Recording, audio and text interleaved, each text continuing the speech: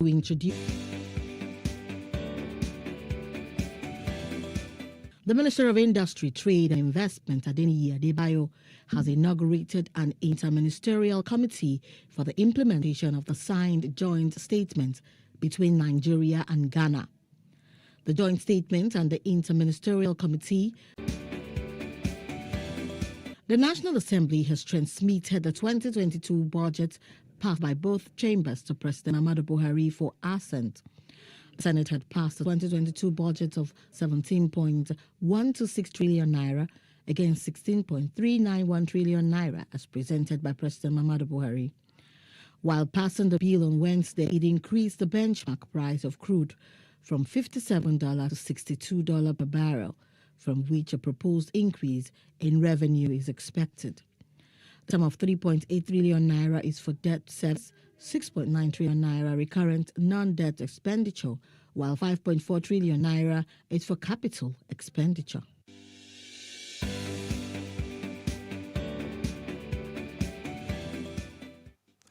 All right, welcome back. Those were the stories that rounded up on Business Week in Nigeria for this week. Now, the hair business is a strong developing area to student black women.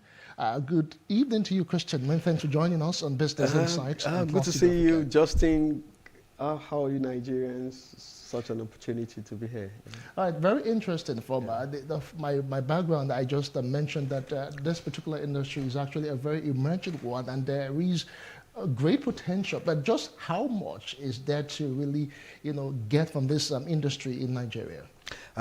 You have to look at the global perspective because we live in a global village and everything is interwoven, interconnected, and in order to play, even in Nigeria, you need to see what's happening globally. $483 billion was spent in 2020 in the beauty industry. Now, 24% of this was from the hair industry. Wow. So if 24% of this was from the hair industry, what you need to ask yourself is, what portion of that global reach is coming to Africa?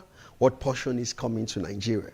And so that rather than being fixated on oil and all the other source of income, this viable platform that can generate income, not just for government, but put millions of young people in employment, need to be exploited, need to be fully maximized. So the opportunity is humongous, and we're taking the bull by the horn. We're not taking it easy, just like is being dominated currently by China, by India, and by all the developed world.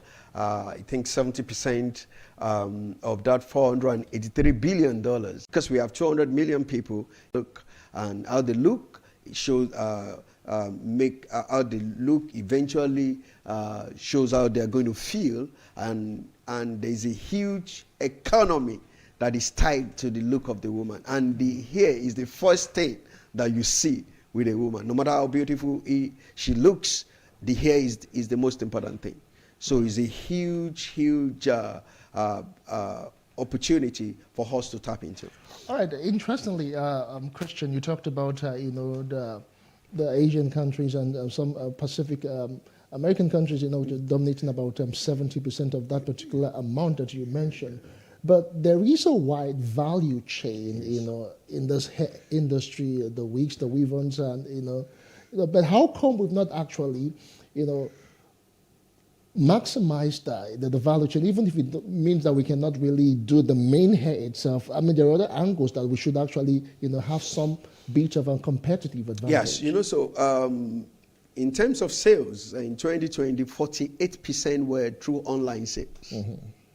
About 5.6% for online channels. Offline channels, meaning brick and mortar, is not that commensurate. Just like you said, the value chain in the hair industry includes the logistic company. DHL makes a lot of money from hair making, because you need to ship from China and ship to the US and export. So you import the raw materials, you export the finished product. So on both sides, logistics is making a lot of money. Then PayPal and all the online, yes, or the payment company, they are making a lot of money. So logistic, the finance company, they are making a lot of money. Of course, the manufacturers of machines, they are making a lot of money. So what is left is for what we're currently participating in as a nation is the finished product, which is not bad. We can start with that, but we need to be able to scale to participating in the entire value chain. And you know, the making of air is not just the making alone. There are a lot of people that are involved, from procurement to finished product. A lot of people can be employed. And based on our work with Instant Arewa here, United States, in the last 4 years, we have shipped more than 5,000 units to the US with 100% rating in terms of the quality of finished product. Working with more than five braided wheat companies in Nigeria, one in Abuja, 3 in Lagos, 1 in Ibadan, and I think 1 also in Port Harcourt. All right, Christian. But in all of this, as you know, as wonderful as this particular news is, how Nigerians can actually explore, we found that that's one issue, because I've had the opportunity to discuss with you and some other stakeholders, and one prevalent issue that was just resounding was that of standardization. What have we failed to do? Because most times, for some people, you see, if you go along Allen Avenue, Ikeja, you see people just in umbrellas, not even in shorts per se, but they are there doing weaves and braided wigs, but they seem not to have a bit of standard. How do you ensure control in Nigeria? Now, so one of the things that Instant Arewa has, so they need some sort of education. A lot of graduates are actually within this space. Yeah, I'm a lawyer. So what am I doing? A board member is a neurosurgeon, consultant neurosurgeon. Godswill is an investment banker. Angela studies strategic management. So the thought leadership within the industry is very sound people.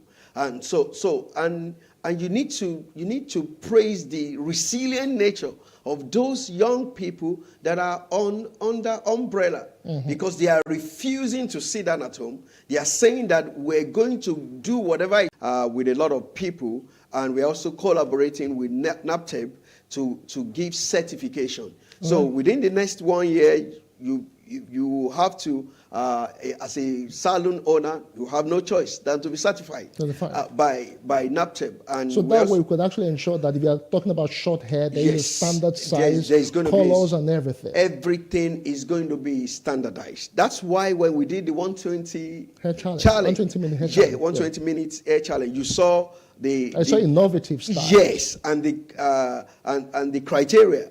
You need to be able to do it fast. You need to do something that is sellable. You need to do something that is of quality. The finishing must be world class. So, and specifically here in our country, Nigeria, that's what most industrialists complain about. They talked about the right environment. So for me, I don't blame government for anything. You can't give what you don't have, and government is doing their best. When people compare us with the global economy, I'll always ask Nigerians, how much tax are you paying?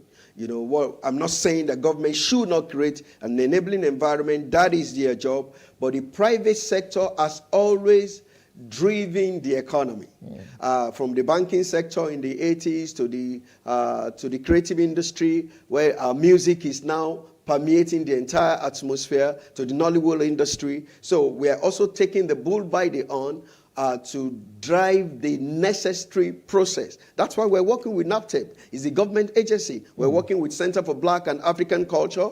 We're going to be going to Atlanta to showcase some things of what Nigerians have the capacity to do. We're in Ife, Ibadan, Benin throughout this year, just talking about hair making and how it's contributing to the economy. So we're already engaging government agency. And of course, more still needs to be done by government, by the Minister of Trade and Investment. I just saw him speak now. There must be a policy that evolves, that drives the creative economy. CBN has a lot of funding for the creative economy, but the ability to find the nexus rather than just throw it out there to the big players alone. There must be an enabling environment that guarantees that every single person who has the talent, who has the skill, and who is willing to do the needful. Because one of the things we've also discovered is the soft skill is even more important than the technical skill. The soft skill. The soft skill, the ability to be resilient, the ability to think through issues, the ability to follow instruction, the ability to, as a young person, to know that there is a standard that I need to follow before I will use my initiative. Because the standard has been proven with years of research. One of the challenges you have with creative is they despise science. One of the challenges you have with scientific people is they think creatives are just all over the place. But creatives and science, they are both two sides of the same coin. So you need to scientifically innovate as you create. So the standardization you are talking about has to do with what is the measurement. When we started with some breaded wheat companies, wheat companies in Nigeria, we said you got to use scale. You must measure the weight of. They said no, it's not possible. We said no, it's not possible in your in your current reality, but it's possible. And before you know it, everything now is possible. And by working with some of these breaded wheat companies in a recent data that came up, one of those companies became the biggest wig-making country globally. It's not a Nigerian data. It's an American data. So it is possible to scale. It is possible to upskill the people. It is possible to upgrade the entire value chain.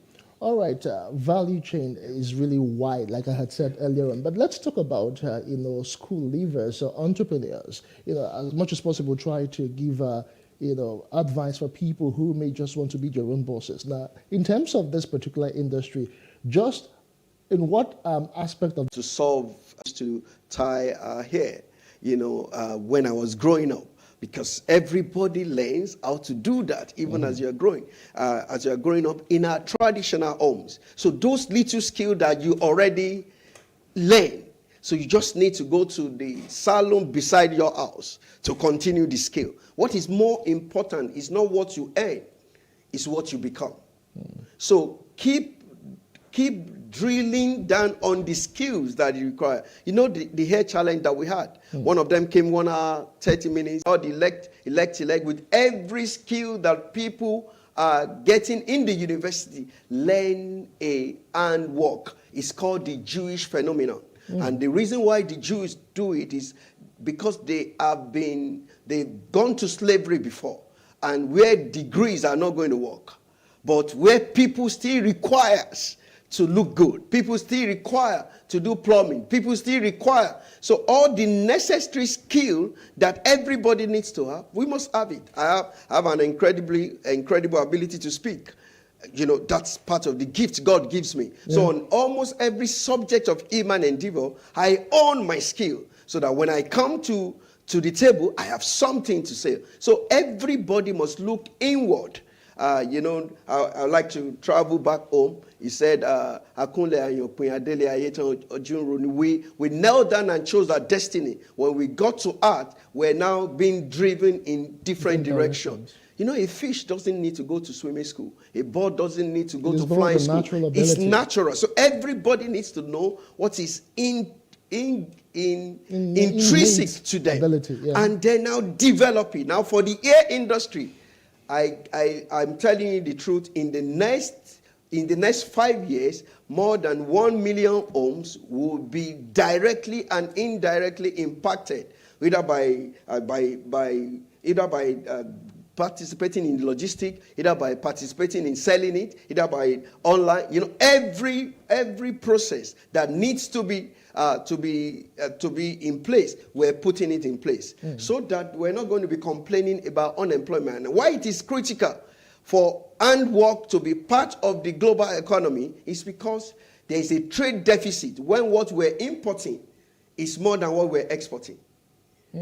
and when we're not exporting as much as we're importing, Yes. then the balance of trade And is balance of negative payment. for us. Yeah. So anytime you are saying dollar is increasing, what you are saying is we're not producing. Yes, we're not exporting. We're more. not exporting. Yeah. So if we focus on production, we will see that the cost of food or goods that we're complaining about is going to balance out. So the vocational industry and the handwork industry is the way to go. All right, John, thank you so much, Christian. We can actually just go on, for hours discussing this particular issue, because it is something that will blossom over time if we actually took our time to standardize and do all the needful, just to look at all of the issues, all the prospects.